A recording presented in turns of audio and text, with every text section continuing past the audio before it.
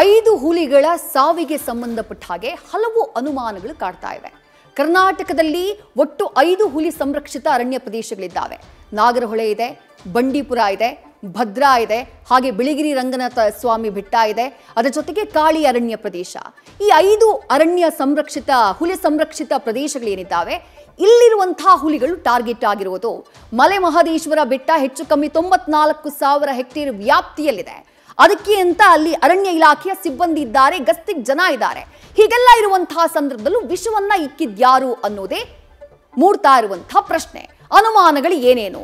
ವಿಷ ಪ್ರಾಶಾನದಿಂದ 5 ಹುಲಿಗಳ ಸಾವಾಗಿದೆ. ಇದನ್ನ ಅರಣ್ಯಾಧಿಕಾರಿಗಳೇ ಕನ್ಫರ್ಮ್ ಮಾಡಿದ್ದಾರೆ.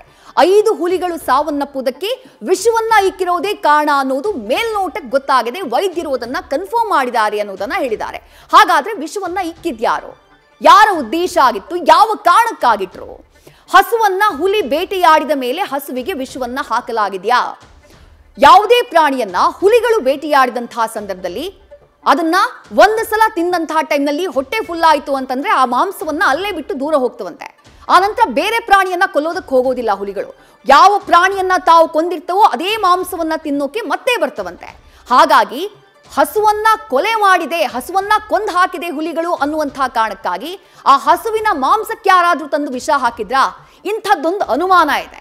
ಅದರ ಜೊತೆಗೆ ಬೇಟೆಗೂ ಮೊದಲೇ ಹಸುವಿಗೆ ವಿಷ ಪ್ರಾಶಾನ ಮಾಡಲಾಗಿತ್ತಾ? ಈ ಅನುಮಾನವನ್ನು ಕೂಡ ತಳ್ಳಿ ಹಾಕೋ ಹಾಗಿಲ್ಲ. ಹತ್ಯೆ ಮಾಡುವವರ ಟಾರ್ಗೆಟ್ ಆಗಿದ್ದು ಹಸುನ ಅಥವಾ ಹುಲಿಗಳ? ಈ ಅನುಮಾನ ಇದೆ. ಈ ಬಗ್ಗೆ ತನಿಖೆಯಾಗಬೇಕು. ಯಾವ ವಿಷವನ್ನ ಹಾಕಿದ್ರು ಹಾಗಾದ್ರೆ? ಹುಲಿಗಳನ್ನ ಸಾಯಿಸೋಕೆ ಅಥವಾ ಹಸುವನ್ನ ಸಾಯಿಸೋದಕ್ಕೆ ಯಾವ ವಿಷವನ್ನ ಹಾಕಲಾಗಿತ್ತು? ಎಷ್ಟು ಪ್ರಮಾಣದಲ್ಲಿ ಹಾಕಲಾಗಿದೆ? ಈ ಬಗ್ಗೆ ತನಿಖೆಯಾಗಬೇಕಾಗಿದೆ. ಜೊತೆಗೆ ಬಹಳ ಪ್ರಮುಖವಾಗಿ ಕಾಡ್ತಾ ಇರುವಂತಹ ಪ್ರಶ್ನೆ ಇದೇನೆ. ಈ ಮೃತ ಹಸು ಯಾರದ್ದು? ಸ್ಥಳೀಯರದ್ದ ಅಥವಾ ತಮಿಳುನಾಡಿನದ್ದ?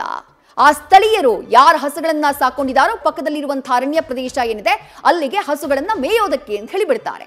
ಕಾನೂನು ಪ್ರಕಾರ ಬಿಡೋ ಹಾಗಿಲ್ಲ.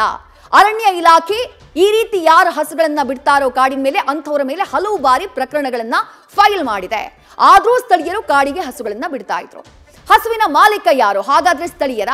ಆಗ್ಲೇ ಅರಣ್ಯಾಧಿಕಾರಿ ಹೀರಾಲಾಲ್ ಅವರು ಹೇಳಿದ್ರು, ತಮಿಳುನಾಡಿಂದಾನು ಹಸುಗಳನ್ನ ಕರ್ಕೊಂಡು ಬಂದು ಇಲ್ಲಿ ಮೇಯೋದಕ್ಕೆ ಬಿಡ್ತಾರೆ, ಗೊಬ್ಬರವನ್ನ ಸಂಗ್ರಹ ಮಾಡ್ಕೊಂಡು ಹೋಗ್ತಾರೆ ಅಂತ ಹೇಳಿ. ಆ ಹಸುವಿನ ಮಾಲೀಕರು ಯಾರು ಅನ್ನೋದು ಇದುವರೆಗೂ ಪತ್ತೆಯಾಗಿಲ್ಲ. ಇನ್ನು ಹುಲಿ ಸತ್ತು 3 ದಿನವಾದ್ರೂ ಅಧಿಕಾರಿಗಳಿಗೆ ಯಾಕೆ ಗೊತ್ತಾಗಿಲ್ಲ? ರಸ್ತೆ ಪಕ್ಕದಲ್ಲೇ ಇತ್ತು ಈ ಜಾಗ. ಆದ್ರೆ 3 ದಿನ ಹುಲಿ ಸತ್ತು 3 ದಿನ ಆದ್ರೂ ಕೂಡ ಅಧಿಕಾರಿಗಳಿಗೆ ಯಾಕೆ ಗೊತ್ತಾಗಿಲ್ಲ? ಸಾಮಾನ್ಯವಾಗಿ ಅದಕ್ಕೆ ಅಂತ ಸಿಬ್ಬಂದಿ ಇರ್ತಾರೆ, ವಾಚರ್ಗಳಿರ್ತಾರೆ. ಅವ್ರು ಪ್ರತಿದಿನ 15ರಿಂದ 20 ಕಿಲೋಮೀಟರ್ ಕಾಡಿನಲ್ಲಿ ನಡಿಬೇಕು. ಕಾಡಿನಲ್ಲಿ ಏನಾಗಿದೆ ಅನ್ನೋದನ್ನ ನೋಡಬೇಕು.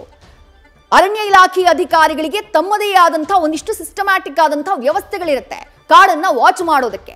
ಇಷ್ಟೆಲ್ಲ ಇದ್ರೂ ಕೂಡ ಯಾಕದ ಆಗಿಲ್ಲ? ಯಾಕೆ ಅವ್ರ ಗಮನಕ್ಕೆ ಬಂದಿಲ್ಲ? 3 ದಿನ ಆದಂತಹ ನಂತರದಲ್ಲಿ ಹುಲಿಗಳು ಪ್ರಾಣ ಕಳ್ಕೊಂಡು 3 ದಿನ ಆದ್ಮೇಲೆ ಗಮನಕ್ಕೆ ಬಂದಿದೆ ಅರಣ್ಯ ಇಲಾಖೆಯ ಅಧಿಕಾರಿಗಳಿಗೆ. ಮಲೆ ಮಹದೇಶ್ವರ ವನ್ಯಧಾಮದಲ್ಲಿ ವಾಚರ್ಗಳ ಗಸ್ತು ಇರ್ಲಿಲ್ವಾ? ಈ ಪ್ರಶ್ನೆ ಯಾಕೆ ಅಂತ ಹೇಳಿದ್ರೆ ಒಂದು ಇಶ್ಯೂ ಆಗಿತ್ತು ಅಂತ ಹೇಳಿ ಅರಣ್ಯ ಅಧಿಕಾರಿಗಳೇ ಕನ್ಫರ್ಮ್ ಮಾಡಿದ್ದಾರೆ. ಅದು ಸಂಬಳದ ಇಶ್ಯೂ. 3 ತಿಂಗಳಿಂದ ಸ್ಯಾಲ್ರಿ ಆಗಿರ್ಲಿಲ್ವಂತೆ. ಸ್ಯಾಲ್ರಿ ಆಗಿಲ್ಲ ಅನ್ನುವಂತಹ ಕಾರಣಕ್ಕಾಗಿ ವಾಚರ್ಗಳು ಏನಾದ್ರೂ ನಿರ್ಲಕ್ಷ್ಯ ಮಾಡಿದ್ರಾ? ಸರಿಯಾಗಿ ಪರಿಶೀಲನೆ ಮಾಡಲಿಲ್ವಾ? ಆ ಕಾರಣಕ್ಕಾಗಿ ಇಂಥದ್ದೊಂದು ದುರಂತ ಸಂಭವಿಸಿ ಬಿಡ್ತಾ? ಹೀಗೆ 10 ಅನುಮಾನಗಳಿದ್ದಾವೆ.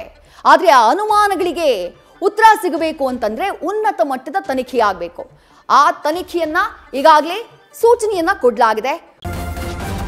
ನ್ಯೂಸ್ ಫಸ್ಟ್ ನಿರ್ಭೀತಿಯಿಂದ ನಿಮ್ಮ ಪರವಾಗಿ.